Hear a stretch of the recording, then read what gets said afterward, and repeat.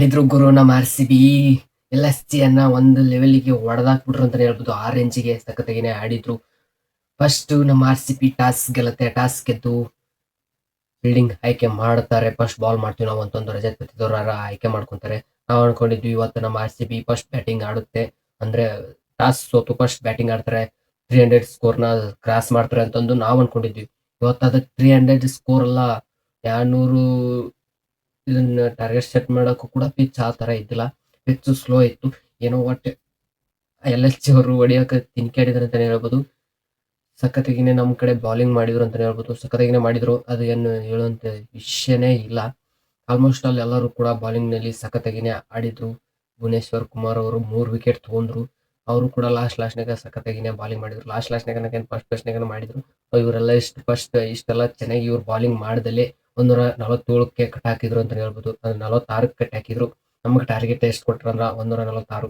ಎಲ್ಲರೂ ಕೂಡ ನೋಡಿರ್ತಾರ. ನಾ ಏನು ಹೇಳ್ಬೇಕಾಗಿಲ್ಲ. ಬ್ಯಾಟಿಂಗ್ ಬಂದ್ರು. ನಾವು ಅನ್ಕೊಂಡಿದ್ವಿ ಫ್ಲಿಪ್ ಸ್ಲಾಟ್ ಹಿಂದಿನ ಮ್ಯಾಚ್‌ನಲ್ಲಿ ಚೆನ್ನಾಗಿ ಆಡಿದ್ರು. ಈಗ ಅದೇ ಫಾರ್ಮ್ ಕಂಟಿನ್ಯೂ ಮಾಡ್ಕೊಂಡು ಹೋಗ್ತಾರೆ. ಇಲ್ಲಿ ಕೂಡ ಸಖತ್ತಾಗಿನೇ ಆಡ್ತಾರೆ ಅಂತ ನಾವು ಹೋಪ್ ಇಟ್ಕೊಂಡಿದ್ವಿ. ಬಟ್ ಅವರು ಒಂದು ಬೌಂಡ್ರಿ ಹೊಡೆದು ಔಟ್ ಆಗ್ಬಿಟ್ರು. ಇವತ್ತ ಇನ್ನೊಂದು ಏನಪ್ಪಾ ಅಂದ್ರೆ ಬ್ಯಾಡ್ ನ್ಯೂಸ್ ಏನಪ್ಪಾ ಅಂದ್ರೆ ವಿರಾಟ್ ಕೊಹ್ಲಿ ಅವರು ಡೈರೆಕ್ಟ್ ಪ್ಲೇಯಿಂಗ್ ಲೈನ್‌ನಲ್ಲಿ ಇದ್ದಿಲ್ಲ. ಇಂಪ್ಯಾಕ್ಟ್ ಪ್ಲೇಯರ್ ಆಗಿ ಬಂದಿದ್ರು ಬ್ಯಾಟಿಂಗಿಗೆ. ಬಟ್ ಅವ್ರು ಅಂದ್ರೆ ಇಂಪ್ಯಾಕ್ಟ್ ಬರೋದು ಬೇರೆ. ಪ್ಲೇಯಿಂಗ್ ಲೈನ್ ಇರೋದೇ ಬೇರೆ. ನಾವೆಲ್ಲರೂ RCB ಫ್ಯಾನ್ಸ್ ಬಯಸೋದು ಏನಪ್ಪಾ ಅಂದ್ರೆ ಅವರು ಡೈರೆಕ್ಟ್ ಪ್ಲೇಯಿಂಗ್ ಲೈನಲ್ಲೇ ಇರಬೇಕು. ಯಾಕಂದ್ರೆ ಅವರು ಗೇಮ್‌ನಲ್ಲಿ ಇರೋ ಥ್ರಿಲ್ಲೇ ಬೇರೆ. ಆ ಬಿಲ್ಡಿಂಗ್‌ನಲ್ಲಿ ಇರೋ ಥ್ರಿಲ್ಲೇ ಬೇರೆ. ವಿಡಿಯೋ ಅಂದ್ರೆ ವಿಕೆಟ್ ಬಿದ್ದಾಗ ಯಾವ ಥರ ರಿಯಾಕ್ಷನ್ ಕೊಡ್ತಾರೆ, ಸೆಲೆಬ್ರೇಟ್ ಮಾಡ್ತಾರೆ, ಅದನ್ನ ನೋಡೋಕ್ಕೋಸ್ಕರನೇ ಕಾಯ್ತಾ ಇರ್ತೀವಿ ನಾವು. ಬಟ್ ಈ ಮ್ಯಾಚ್‌ನಲ್ಲಿ ಕೂಡ ಇದ್ದಿಲ್ಲ. ಹಿಂದಿನ ಮ್ಯಾಚ್‌ನಲ್ಲಿ ಕೂಡ ಇದ್ದಿಲ್ಲ. ಅವ್ರಿಗೆ ಏನೋ ಒಂದು ಇಂಜುರಿ ಅಂತೆ. ಆದಷ್ಟು ಬೇಗ ಆ ಇಂಜುರಿ ರಿಕವರಿ ಆಗಿ ಬರಲಿ. ಡೈರೆಕ್ಟ್ ಪ್ಲೇಯಿಂಗ್ ಲೈನಲ್ಲೇ ಇರಲಿ ನಮ್ಮ RCB ಪ್ಲೇಯರ್ಸ್ ಅಂದ್ರೆ ಫ್ಯಾನ್ಸ್ ಅದನ್ನೇ ಬೇಡ್ಕೊಳ್ಳೋದು. ಇವತ್ತು ಕೂಡ ಬ್ಯಾಟಿಂಗ್ ಸಖತ್ತಾಗಿನೇ ಆಡ್ತಾರೆ. ನಾವು ಅನ್ಕೊಂಡ್ವಿ 50 ಹೊಡಿತಾರೆ ಅಂತಂದು.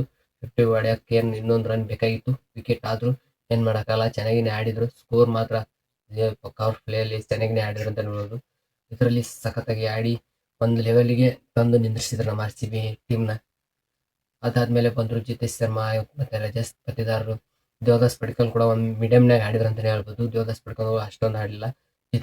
ರಜತ್ ಪತಿದಾರ್ ಬಂದ್ರು. ಅವರು ಕೂಡ ಸಖತ್ತಾಗಿನೇ ಅವ್ರು ಯಾವ ತರ ಗೇರ್ ಹಾಕೊಂಡು ಆಡ್ತಾ ಇದ್ದಾರೆ ಅದೇ ತರನೇ ಈ ಮ್ಯಾಚ್‌ನಲ್ಲೂ ಕೂಡ ಆಡಿದ್ರು.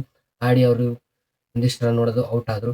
ಅದಾದ್ಮೇಲೆ ಮತ್ತೆ ಜಿತೇಶ್ ಶರ್ಮಾ ಅವರು ಕೂಡ ಒಂದು ಸ್ವಲ್ಪ ಸಖತ್ತಾಗಿನೇ ಇನ್ನಿಂಗ್ಸ್ ಆಡಿದ್ರು ಆಡಿದ್ರು ಇಲ್ಲಿ ಆಲ್ಮೋಸ್ಟ್ ಅಲ್ಲಿ ಎಲ್ಲರೂ ಕೂಡ ಆಡಿದ್ರು ಅಂತ ಹೇಳ್ಬೋದು. ನಮ್ಮ ಒಬ್ಬ ಕೃಣಾಲ್ ಪಾಂಡ್ಯ ಇನ್ನೊಬ್ರು ಬ್ಯಾಟರ್ ಇದ್ರು. ಅವರೊಬ್ಬರೇ ಆಡಿಲ್ಲ ಅಂತ ಹೇಳ್ಬೋದು. ಆಲ್ಮೋಸ್ಟ್ ಎಲ್ಲರೂ ಬ್ಯಾಟರ್ ಆಡಿದ್ದಾರೆ.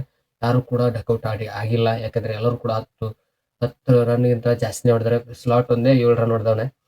ಎಲ್ಲರೂ ಕೂಡ ಸಖತ್ತಾಗಿನೇ ಎಲ್ಲ ಪ್ಲೇಯರ್ಸ್ ಹೊಡೆದಿದ್ದಾರೆ. ಇಲ್ಲಿ ಲಾಸ್ಟ್ ಮೂಮೆಂಟ್ ಅಂದ್ರೆ ಮ್ಯಾಚ್ ಮುಗಿಯೋ ಮೂಮೆಂಟ್‌ನಲ್ಲಿ ಸಖತ್ತಾಗಿ ಇಬ್ರು ಇದ್ರು. ಯಾರಪ್ಪ ಅಂದ್ರೆ ನೀವು ಆಲ್ಮೋಸ್ಟ್ ಅಲ್ಲಿ ನೋಡಿರ್ತೀರ. ಬಿಗ್ ಹಿಟ್ಟರ್ಸೇ ಇದ್ರು. ಇವರಿಬ್ರು ಆಡೋದು ನೋಡಿದ್ರೆ ಸಖತ್ತಾಗಿತ್ತು. ಯಾಕೆಂದ್ರೆ ಆ ಕಡೆನೂ ಬಿಗ್ ಸಿಕ್ಸ್ ಹೊಡೆಯುವಂತ ವ್ಯಕ್ತಿ ಟಿಮ್ ಡೇವಿಡ್ ಇದ್ರು. ಈ ಕಡೆ ರೆಮೋಡೋ ಶೆಪರ್ಡ್ ಇವರು ಕೂಡ ಸಖತ್ತಾಗಿನೇ ಸಿಕ್ಸ್ ಹೊಡಿತಿದ್ರು. ಇವರು ಕೂಡ ಇದ್ರು. ಅವ್ರು ಅಂದ್ರೆ ಟಿಮ್ ಡೇವಿಡ್ ಒಂದು ಸಿಕ್ಸ್ ಹೊಡೆದ್ರು. ಅದಾದ್ಮೇಲೆ ಶೆಪರ್ಡ್ ನಾನು ಕಮೇನಾ ಅಂತಂದು ಅವರು ಒಂದು ಸಿಕ್ಸ್ ಹೊಡೆದ್ರು. ಈ ತರನೇ ಇವರು ಇನ್ನೂ ಅದು ಮ್ಯಾಚ್ ಅಂದ್ರೆ ಸ್ಕೋರು ಚೇಂಜ್ ಮಾಡಕ್ ಬೇರೆ ಯಾರು ಇದ್ರೆ ಚೇಂಜ್ ಮಾಡಕ್ ಇನ್ನೂ 1 ವಾರ ಆಗ್ತೈತೇನೋ. ಇವ್ರಿಬ್ರು ಇದ್ದಲ್ಲಿ ಈ ತರ ಅನ್ಕೊಂಡು ದೊಡ ಮುಗಿಸಿರೋ ಗೊತ್ತಿಲ್ಲ. ಒಟ್ ಶೆಪರ್ಡ್ ಮಾತ್ರ ಲಾಸ್ಟ್‌ನ್ಯಾಗ 6 ಹೊಡೆದು 4 ಹೊಡೆದು ಮುಗಿಸ್ಬಿಟ್ರು ಮ್ಯಾಚ್‌ನ. ಹಂಗಾಗಿ ನಮ್ಮ 5 ವಿಕೆಟಿಂದ ನಮ್ಮ RCB ಗೆದ್ದು ಹೋತವನು. ಸಖತ್ತಾಗಿನೇ ಆಡಿ ಫುಲ್ ಇಲ್ಲೇ ಮುಗಿಸಿದ್ರು ಅಂತಾನೆ ಹೇಳ್ಬೋದು. ನಾವು ಅನ್ಕೊಂಡಿದ್ವಿ ಇವತ್ತು 300 ಏನೋ ಸ್ಕೋರ್ ಕ್ರಾಸ್ ಮಾಡ್ತಾರೆ ಅಂತಂದು. ಯಾಕಂದ್ರೆ ಇವತ್ತು ಆ ತರ ಪಿಚ್ ಇದ್ದೇ ಇಲ್ಲ. ಸ್ಕೋರ್ ಮಾಡೋ ಪಿಚ್ಚೇ ಇದ್ದಿಲ್ಲ. ಇಲ್ಲಿ ಆಲ್ಮೋಸ್ಟ್ ಆಲ್ ನಾವು ಅನ್ಕೊಂಡಿದ್ವಿ ಅಂದ್ರೆ ಸ್ಕೋರರ್ ಸೆಟ್ ಆದಾಗ LSG ಅವರು 146 ಹೊಡೆದಾಗ ನಮ್ಮ RCB ಏನ್ ಬಿಡು ಇವರು 10 ಓವರ್‌ನಾಗ ಮುಗಿಸ್ಬಿಡ್ತಾರೆ ಅಂತಂದು. ಯಾಕಂದ್ರೆ ಆ ತರ ಬ್ಯಾಟಿಂಗ್ ಲೈನಪ್ ಇತ್ತು. ಫಸ್ಟ್ ವಿಕೆಟ್ ಬೀಳಾರ್ದೇನೆ ಮುಗಿಸ್ಬಿಡ್ತಾರೆ ಅಂತ ಅನ್ಕೊಂಡಿದ್ವಿ. ಆದ್ರೂ ಕೂಡ 5 ವಿಕೆಟು ಬಿದ್ದು ಏನ್ ಮಾಡಕ್ಕಾಗಲ್ಲ. ಅಂದ್ರೆ ಎಲ್ಲರಿಗೂ ಕೂಡ ಬ್ಯಾಟಿಂಗ್ ಸಿಕ್ತು. ಅಷ್ಟು ವಿಕೆಟ್ ಬಿದ್ದಾದ್ಮೇಲೆ ಎಲ್ಲರಿಗೂ ಕೂಡ ಬ್ಯಾಟಿಂಗ್ ಸಿಕ್ತು. ಇಲ್ಲಾಂದ್ರೆ ಅವರು ಮತ್ತೆ ಒಂದಿಷ್ಟು ಜನಕ್ಕೆ ಒಂದೊಂದು ಮ್ಯಾಚಸ್‌ನಲ್ಲಿ ಬ್ಯಾಟಿಂಗೇ ಸಿಕ್ಕಿಲ್ಲ. ಇನ್ನೂ ಕೂಡ ಒಂದಿಷ್ಟು ಜಾಸ್ತಿ ಬ್ಯಾಟಿಂಗೇ ಸಿಕ್ಕಿದ್ದಿಲ್ಲ ಶೆಪರ್ಡ್‌ಗೆ. ಇವತ್ತು ಕೂಡ ಅವ್ರಿಗೆ ಒಂದು ಲೆಕ್ಕದಾಗ ಸಿಕ್ತು ಅಂತ ಹೇಳ್ಬೋದು. ಅವ್ರು ಕೂಡ ಪ್ರೂವ್ ಮಾಡ್ಕೊಂಡ್ರು. ಮತ್ತೆ ಎಲ್ಲ ಮ್ಯಾಚ್‌ನಲ್ಲೂ ಕೂಡ ಪ್ರೂವ್ ಮಾಡ್ತಾರೆ.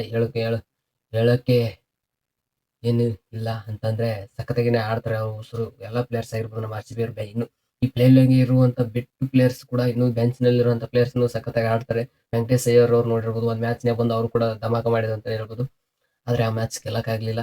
ಉಳಿಕೆದ 4 ಮ್ಯಾಚ್ ಕೂಡ ವಿನ್ ಆಗಿದ್ದೀವಿ. ಇವಾಗ ಪಾಯಿಂಟ್ಸ್ ಟೇಬಲ್‌ನಲ್ಲಿ 1ನೇ ಸ್ಥಾನದಲ್ಲಿದ್ದೀವಿ. ಅಂದ್ರೆ ರನ್ ರೇಟ್‌ನಲ್ಲಿ ಯಾರು ಕೂಡ ಟಚ್ ಮಾಡಕ್ಕಾಗಲ್ಲ ನಮ್ಮ ಈಗ RCBನ. ಆ ರೇಂಜಿಗೆ ಹವಾ ಕ್ರಿಯೇಟ್ ಮಾಡಿಬಿಟ್ಟವ್ರೆ. ನೋಡೋಣ ಮುಂದೆ ಯಾವ ಥರ ಇನ್ನು ಕ್ರಿಯೇಟ್ ಮಾಡ್ತಾರೆ ಅಂತಂದು ಕಾದು ನೋಡೋಣ. ಮುಂದಿನ ಮ್ಯಾಚ್‌ನಲ್ಲಿ ಮತ್ತೆ ರಿವ್ಯೂನಲ್ಲಿ ಸಿಗುವ ಅಂತ ಹೇಳ್ತಾ ವಿಡಿಯೋ ಇಷ್ಟ ಲೈಕ್ ಮಾಡಿ, ಶೇರ್ ಮಾಡಿ, ಸಬ್ಸ್ಕ್ರೈಬ್ ಮಾಡಿ. Thank you.